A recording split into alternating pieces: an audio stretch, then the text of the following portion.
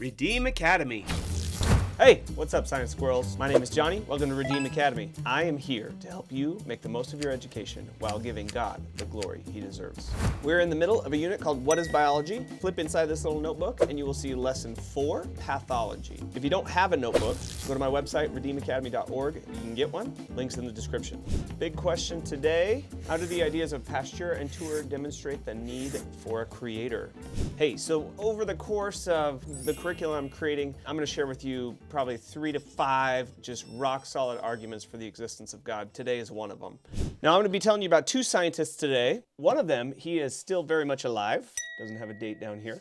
The other one is Louis Pasteur, lived in the 1800s, and the first video we are going to watch says he's an absolute rock star. Not that long ago, we didn't understand why we got sick. There was no internet, and doctors were basically guessing. But then in the 19th century, a few scientists figured it out. Germs. One of those scientists was Louis Pasteur. The milk already pasteurized is piped into this filling station. His name might ring a bell because he developed pasteurization, a process that kills off germs in things like milk. Okay, so back this video up. His name is Pasteur. He's from France. So Pasteur, and then to pasteurize something is to put it through a process. And so we see this process rolling in the background where they are pasteurizing milk. Milk is taken from a cow. It lasts about 5 days in a refrigerator. That's because it has microorganisms that get on it and they grow and they spoil the milk. They eat the milk themselves. And so, you know, like whenever I get milk out of the fridge, I kind of give it, you know, look at the date, you know. There's this like indent in a milk container. And if that's ever pushed out, the bacteria are doing so well inside the milk that they're producing gases that smell. Don't drink that milk. Pasteur figured out if he boil milk, it ruins the milk. Doesn't taste right anymore. There's proteins that denature. But if he heated up the milk to like, water boils at 212 degrees, if he heated up the milk to like 160, 180 degrees for like 15 seconds, the milk would come back down, still be good, you could still drink it, and instead of lasting for 5 days, it lasts for like 3 weeks. And so this process became known as pasteurization, named after him. And so here's like a factory where they're pasteurizing the milk, they're heating up to 160 degrees for 15 seconds, and then bottling it. And so now your milk lasts way longer because of Pasteur. Now let's see what this kills off germs in things like milk. And look, so Louis Pasteur was an accomplished French chemist when he started to investigate the causes of disease. He developed some of the earliest vaccines, including one that virtually saved Europe's chicken industry. chickens. And his microbiology research also revived France's silk production. So silk, nowadays, I remember when I was a kid, I had a silk shirt. And I thought, ooh, I'm so fine. Nobody wears silk anymore. But back then, they didn't have other fabrics that we have today. And so silk was a big deal. And he found a couple of diseases that were affecting silkworms, which are the creatures that make silk. And he was able to get rid of the microbes that were causing those diseases. And so, again, Pasteur, being a microbiology rock star, was able to fix milk, to make milk last longer. He was able to make the silk industry survive better. And so he's showing that he's a rock star scientist who can fix all kinds of problems created by microbes. And his work on pasteurization saved the French beer and wine industries. Pasteur had become a science rock star. Okay, and one of the cool things about Pasteur was he's a Christian. So he says, the more I study nature, the more I am amazed by the work of the Creator. So he gave all the glory to God. His name's Louis Pasteur. Okay, and let's add some color to Pasteur. All right, so Pasteur was deep into research in pathology, which is the branch of medicine that studies disease. And so Pasteur is recognized as a founding father of not only pathology, but germ theory of disease. So remember back to Semmelweis in the last lesson. Semmelweis really was the first guy to connect the idea that a germ could cause a disease. And so Pasteur and a few other guys put this all together and had this broad theory called the germ theory of disease that, okay, little tiny microscopic things can get inside of a giant human and actually make the giant human sick. And that was kind of a strange idea. Like, how could something so small make a person sick? But Pasteur just took that and ran with it. And so he's doing all kinds of experiments with that idea to show, hey, it's messing up milk, it's messing up silk, it's messing up bilk. No, wait, bilk's not a word. But all kinds of things are getting messed up by microbes, and he's doing all kinds of experiments to fix those problems that we're seeing microbes can cause problems and diseases. So what's with this yellow thing in his hand? There's a famous experiment that he did about an idea called spontaneous generation. Okay, so spontaneous generation was this idea that had been around for like 2,000 years from that philosopher we talked about once before, Aristotle. Aristotle was like the great philosopher and scientifically minded person. And he had suggested that living things could come from non-living material. Okay, so like he thought that if you had wet rags and some grain and you just kind of threw it together, that mice would come from those ingredients. Like, how he didn't realize that the mice came to eat the grain from other places, I don't know. But this is what he thought. He thought that the wet moisture and the grain would actually turn into mice.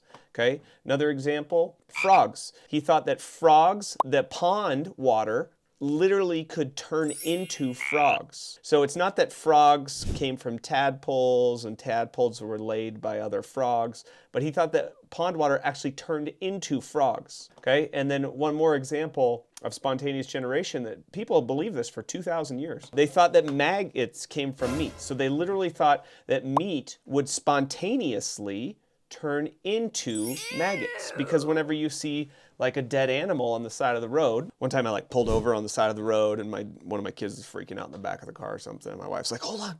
So I pull over, probably yell at my kid in the back, you know, and then I look down and I see a dead deer on the side of the road and it just has maggots eating its face. Oh, that's lovely. So anyway, maggots, they thought, just meat turns into maggots. Okay. Interesting. People thought this for like 2,000 years. So this brings us to a guy named Redi, Francesco Redi. I think he's probably Italian. And he has an experiment to show, actually, guys, I don't think so. Spontaneous generation theory. In this experiment, 3 bottles were taken with a piece of meat placed in each bottle. The first bottle was kept open and exposed to air. The second bottle was completely sealed, and the third bottle's neck was tied with porous mesh. After some time, these observations were made. Flies were attracted by the meat in the first bottle, and later, maggots were found on the meat. There were no flies and no maggots in the second bottle, as the bottle was completely sealed. As the third bottle was tied with porous mesh, the flies were attracted to the smell of the meat, but the flies could not enter the bottle, and therefore, eggs were laid on the mesh. Later, the maggots were found on the mesh. There's sort of 2 experiments going on at once, right? So this bottle doesn't allow air in. But Redi actually, in the history of this experiment, I think he did this experiment once. Some people are really committed to spontaneous generation, and this bottle doesn't let any air in. And so his critics said, well, the maggots can't grow if you don't let fresh air in. And so in this experiment, he doesn't let fresh air in. So then he does a second experiment where he does gauze. So gauze is like a mesh. It'd be like fishnet or something that he used. And so that allows fresh air through, but it doesn't allow flies through. And so Redi had hypothesized, I want to say this is like 1600s, so these are the early days of science. Redi had hypothesized, well, I think flies are laying eggs, okay? So let me show you what this really looks like in real life. Now, if you're a bit squeamish, you may want to avert your eyes a little bit. This is a time-lapse video, which means that they're going to hit fast forward. It's a time treat. One day happens, okay, it just happened in about 30 seconds, and now we can see some oozing of it's actually called myoglobin, the red stuff that comes out of meat. And then, here, wait for it, we get some growth. Ooh, look at that fuzzy stuff. with all this science knowledge I've given you, have I taught you yet about fungus? Okay, and then we keep going, and boom, here come the flies. Oh, look at all those nasty little white things. Oh, it hasn't even begun yet, just wait. But those little white things are maggot eggs. So maggots are like flies. Okay, but babies. All right, got it. Here they come, they lay their little maggots all over. And then, oh no. I don't think my mom lets me watch movies like this, Mr. Olkers. Oh! What's happening? Oh good, all the meat's gone. Now we just have maggots. Oh, here, she keeps the maggots. They're her pets. Oh, who's a good little maggot? You're a good little maggot. You ate all the meat. Okay, so these are maggots. Now, if you ever read that book as a child with your mom, The Hungry, Hungry Caterpillar, these are the hungry, hungry little maggots, okay? And they're gonna grow up and they're gonna go through a metamorphosis, and then they're gonna turn into a beautiful butterfly. Except that butterfly is actually a fly that lands on your hamburger when you're eating dinner in the summer. And then the nice thing about flies is they have this thing called a proboscis, which is like a tube. And the first thing they do when they land on your hamburger is they actually vomit out their stomach contents to start digesting your hamburger. That's right when you go, shoo, fly. So they just vomited their stomach contents, whatever they just ate, probably the dog poop they just landed on. They puke it out onto your hamburger and then you shoo them away and then you, my hamburger. Don't worry, 5-second rule. No 5-second rule with flies, okay? So anyway, back to ready. Let's let this video finish. That maggots were not raised spontaneously from the meat. The maggots were raised from the eggs of flies. Well said. So, Reddy in the 1600s showed maggots come from flies. Maggots are fly babies. So let's go to number 5 here. The idea that life can come from non-life is called spontaneous generation. Reddy did a pretty good job showing it wasn't possible, but people, a lot of times, they don't want to let go of a bad idea in science. And so the idea persisted, especially with the discovery of microbiology. People were still like, well, but probably like cells, right? Like just single cells, they're like not very complicated. Those things can spontaneously generate. And so this is where Pasteur comes in, and he's going to basically demonstrate no. Like the germ theory of disease really needs cells to not just be able to come into existence spontaneously, but that cells need to come from other cells. And so Pasteur's going to have a great experiment to demonstrate this. Okay, this video is like this, maybe when I was in high school, this was the highest quality video that ever existed. Okay, you guys don't know how good you have it, all right? So we're gonna see Pasteur set up 2 funny looking flasks, all right? Now these flasks are called swan-neck flasks because apparently a swan's neck is shaped like this. Okay, I didn't put a line here, so let's just make one. Whoop. This is a swan-neck flask, and he made these himself, okay? And this spot in the flask right here is called a trap, and you're gonna see in a minute how it's a trap. And then inside the flask, he puts broth, like chicken broth, something that bacteria would love to eat. So he's got 2 of the exact same thing, and he's going to have one change and the other one not change. So he's going to have a manipulated variable, and then he's going to look for a response. So step 1, he boils both of the flasks so that everything that could be alive in the broth to begin with is killed. He's got what we would call sterile broth, okay? Nothing, no microbial life could be alive inside of it. And then he's going to break one of the flasks, okay? So what this does is it exposes this guy to the air.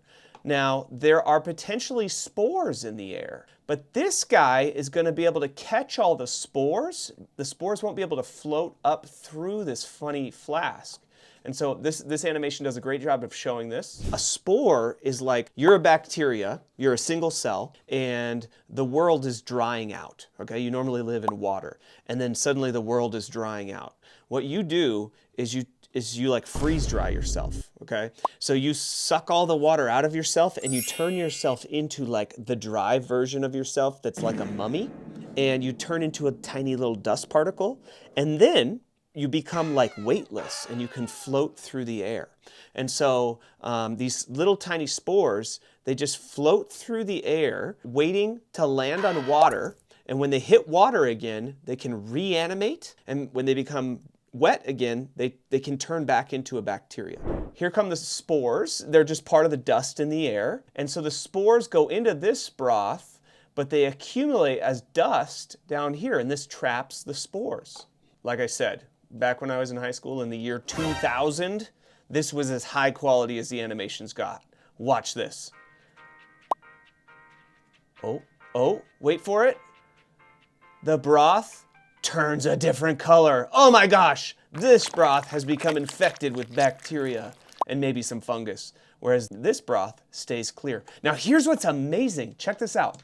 They literally have some of his experiments still today that have never been broken. The trap has never been broken. This guy lived in the 1800s. This is in a museum, the Worcester Medical Museum, and you can go to France somewhere and actually see these things, and they still exist. So back to this, Pasteur's experiment proved that it's not possible for germs to suddenly come into existence from broth, but that germs had to come from spores that were in the dust. So we go back to our notes here. We're gonna color this one yellow. And so this broth started out yellow, and then you can see I drew a bunch of tiny little dots in there that represent bacteria. And so I'm gonna put a bunch of green dots in there, green dots representing a bunch of bacterial growth as the bacteria begin to digest all that delicious chicken broth. And now we can read the experiment. Pasteur used swan-neck flasks containing nutrient broth. When the broth was boiled, the flasks were exposed to air through long curved necks. No microbial growth occurred. When the necks were broken, microbial growth appeared. So his manipulated variable was exposure to dust, or spores really is what that was. But people were just developing an understanding of spores. And then the responding variable was microbial growth. Okay, now let's write down a few words over here. The part of the swan-neck flask that caught stuff was called a trap. Okay.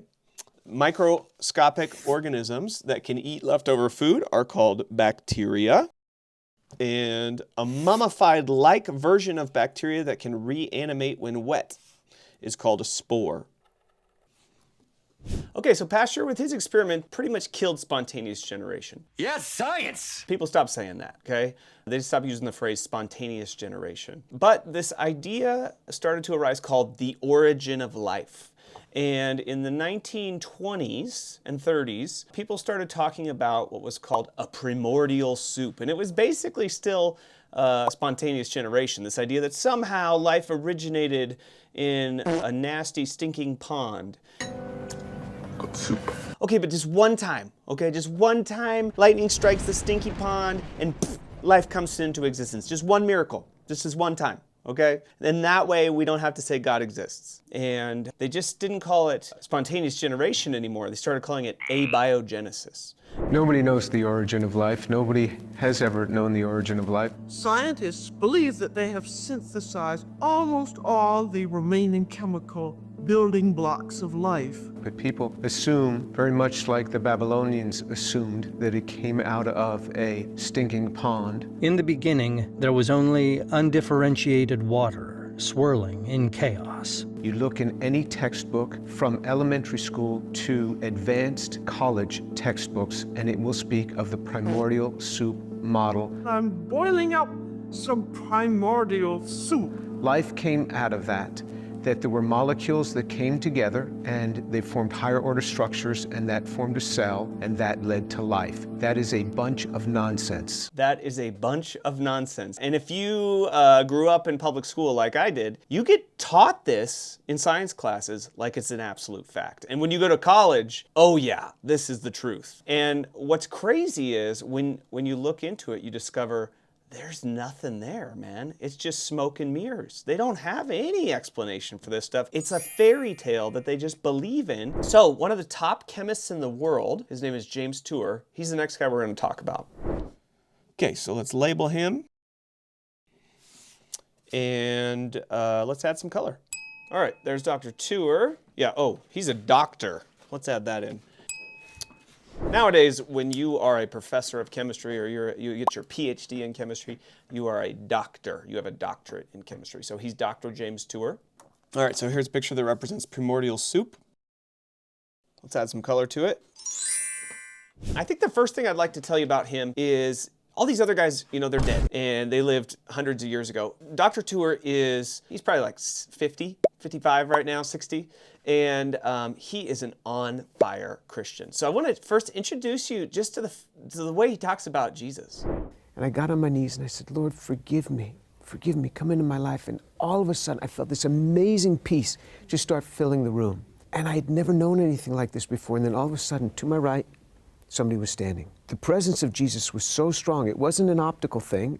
I heard no voices. It wasn't an auditory. And just the presence of God was so strong. And I don't know how I knew this was Jesus. I don't know how. I just knew this was the presence of Jesus. And right away, I was already on my knees. My face goes down to the ground. And I'm just weeping. I wasn't scared at all. His presence was so kind, so gracious. It was like liquid love being poured out. He wasn't going away. It wasn't just like a flash and gone. No, he was there. And I didn't want to get up because the presence was so good and just forgiveness and love poured out. After a while, the next thing I remember, I'm standing up, wiping my face, and I couldn't stop thinking about Jesus. I was thinking about Jesus all the time. I was dreaming about Jesus. In my dreams, I'm dreaming about Jesus. I was dreaming about telling people about Jesus in my dreams. This is a Jewish kid telling people about Jesus in his dreams. I didn't even know what this meant. I didn't know that that dream was prophetic. 2 weeks later, the guy who had shared with me back in August, he saw me walking in the hallway. He lived on the same floor. He said, Jim, have you received Jesus in your heart? I said, I think I have. Why do you ask? He said, you haven't stopped smiling for weeks. Something's happened to you. Oh, I love that.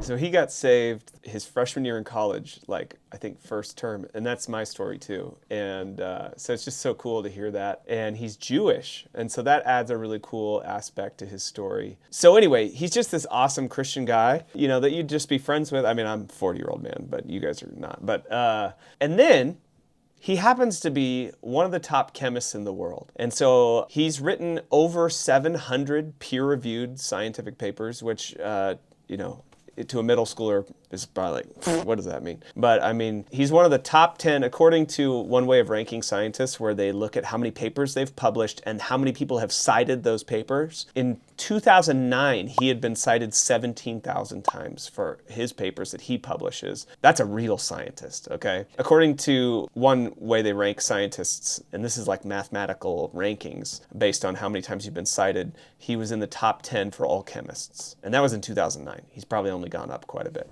Let me show you a couple of the things that they work on. He's a synthetic organic chemist, so they build things like from the ground up out of individual atoms. C5, totally cut in half. Then we put 1 drop of a 1% solution of graphene nanoribbons in polyethylene glycol in that gap, and the rat starts walking again after 2 weeks. In the first 2 weeks, her brain was remapping the connections. And then after that, the rat can get up and walk, scored an 18 out of 21 on a mobility scale. And now you see the rat after 3 weeks and scores a 19 out of 21 on a mobility scale, 21 being the optimal mobility. And this rat can do quite well, and you see how this rat even tries to run away.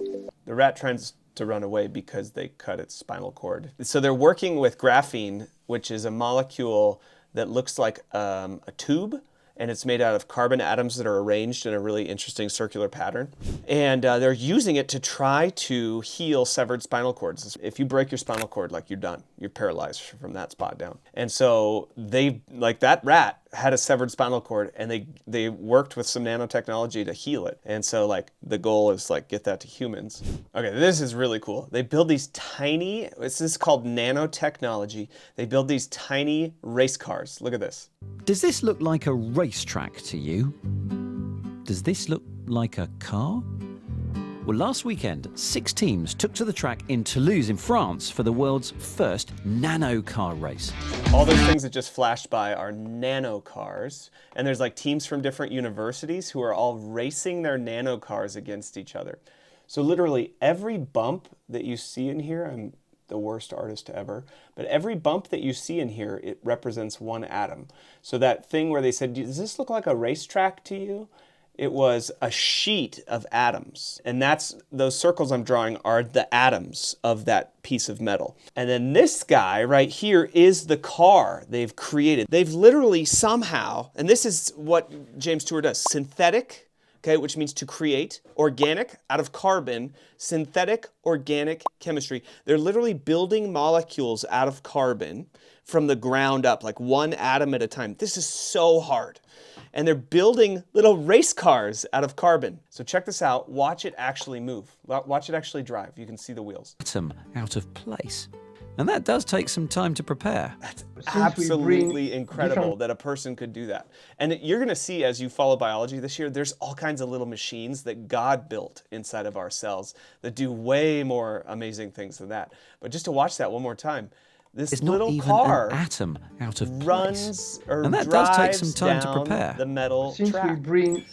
And so it was so funny because I was like looking for nano car videos, and then guess who is the star of the show and wins the race? And look at that. Professor James Tour, winner, nano car race, Rice University. The guy's a legend. He's an absolute rock star chemist. But more recently, he has stepped out and spoken out against the origin of life because he knows chemistry so well and he knows what it takes to build things. He's taken a look at this little tiny branch of science called the origin of life community, and he's basically said, these people are joking. It's a joke. What's going on here? And they're actually clueless on how you could build the first cell. So this origin of life community tries to say, here's how the first cell could form, and he's spoken out against it. A cell just died. What is it we just lost? Could you get it going again? We don't even know how to describe what life really is when it comes to even a simple cell. We don't even know that. That's how clueless we are. What are the fewest components that you need to have a cell operating? Right. And you take that and, okay, so let's say we make all of those components. By the way, none of those 15 components have been made. None of them. Now, if you could make them, now what do you do? Just putting them in proximity? Is this going to run? Nobody in the right mind would say yes. Okay, so here's a good metaphor of what he's saying. The first cell, let's say it's a car. The origin of life research tends to focus on making little things that are needed in the cell. And he says, yeah, let's say there's 15 things you need for the first cell. You need a seat, let's say the origin of the first cell is sort of like the origin of the first car. There's 15 things you need. You need an engine, you need seats, you need like the body of the car, you need a muffler, you need wheels, you need a steering wheel, you need nuts, you need bolts, you need a clutch. 15 things, okay? They haven't figured out how early Earth naturally could make one of those things. These are molecules they're trying to make, though, not these big things. But even if they had all 15 of them, and you just took them and put them in a bag and shook it, it's not going to turn into a car. If I take all these parts together, make a car, and then I put it inside of a storage container, one of those metal storage containers, and then I shake the container, it doesn't turn into a car. If I take all these parts and I throw it into a tornado and I twist it around, it doesn't turn into a car. There's so much complexity in a cell. You're never going to get a cell even if you have all the parts. Let me show you some of the complexity of a cell. I was a young biology teacher when Harvard published this video. And I remember being so nerdy and into it. This is a raft floating on the cell membrane. This is all stuff, like that blue stuff at the bottom is a cell membrane. These are like cytoskeleton proteins floating around on top of the cell. Now this is not the kind of proto-cell they say that first formed. This would be probably a eukaryotic cell. This would be a human cell. But this just goes to show you like there's this amazing structure and organization inside of cells. So we're coming down through the cell membrane. These are little cytoskeleton proteins that form when something needs to travel through the cell. They're like little roads that things can travel on. And then there's these little things that'll clip them and then tell them to come apart. This is a microtubule. These are other things that form and come apart in the cell. This is a motor protein. It walks along the cell and pulls bags of cargo through the cell.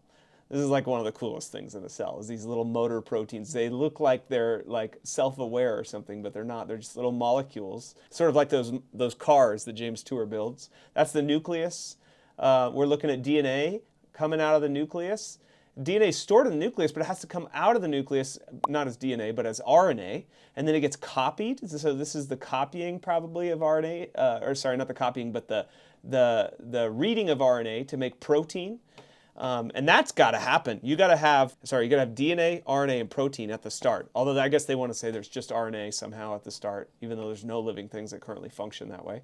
And that's probably a mitochondria in the background. So there's all these amazing processes happening inside of cells that are necessary for cells to function. They're not just little blobs of nothing like that, 200 years ago, like in Pasteur's day, maybe they thought, oh, these must be really simple, basic things. Now there's all this advanced nanotechnology inside of cells. So this name for the idea that life could come from a non-living cell, they got rid of spontaneous generation because they knew that was wrong. So now they just call it abiogenesis. This world-renowned chemist who I've been bragging about is James Tour. A really good way Dr. Tour summarizes the arguments against abiogenesis is that chemistry just naturally doesn't go in a life-friendly direction. It's just sort of like your room. Your room doesn't clean itself. In the same way, things don't become more organized. Chemicals don't become more organized. There are a few little exceptions to this, like when ice forms crystals, they sort of become a little more organized. But in general, chemistry does not move in a life-friendly direction. Life-friendly? That brings us to a really solid argument for God. Cells only come from other cells. So I was explaining this to my daughter. I always kind of run through the lesson with my daughter first, who's a 5th grader. And so I was like, oh, so cells come from other cells? She's like, yeah. So where'd that cell come from? Oh, there's another cell. Oh, okay. And then where'd that cell come from? Another cell. Okay. And I was like, so where'd the first cell come from? And then I thought it would just be like, yeah, of course. She's like, oh. And I was like, G-O-D. Oh. You need a cause outside of space and time to be the cause of all things in space and time. And that works because he's the uncaused cause. Or as Thomas Aquinas called him, the unmoved mover. The rules of the natural world don't apply to the supernatural God. How do the ideas of Pasteur and Tour demonstrate the need for a creator? There are things in the universe that cannot be explained without a supernatural creator who has always existed. And that is exactly who the Bible describes God to be. Moses asked God his name in Exodus, okay? And this is like 4,000 or 5,000 years ago, okay? Moses was not a deep philosopher, although maybe he kind of did become one as he spent time with God. And God says to Moses, I am that I am. I am that I am. Okay? I don't know if you can pick this up, but God is basically saying to Moses, I am eternal. I am that I am. I'm eternal. I've always existed. In the book of Revelation, it talks about Jesus, the one without beginning of days or end of life, the Alpha and Omega. Okay? Alpha is the first letter in the alphabet. Omega is the last letter in the alphabet. God is not inside of time, so God doesn't need a cause. He is just eternal. Has always existed, will always exist. That's the way he reveals himself in the Bible. And here's the thing. There needs to be a thing from which all other things come. And God is the perfect answer to that question because he's outside of time. So there needs to be a thing that cells came from. Otherwise, cells came from cells, came from cells, came from cells. There's no end to it. God is the thing from which all other things come. And he's a source of good things. Amen? So, how do the ideas of Pasteur and Tour demonstrate the need for a creator? Life can only come from God. Hey, I hope this was a great lesson for you. If you're actually watching my videos and using my curriculum, tell your friends, okay? I am so thrilled to be making this stuff, and I hope it's blessing people. Have a great day.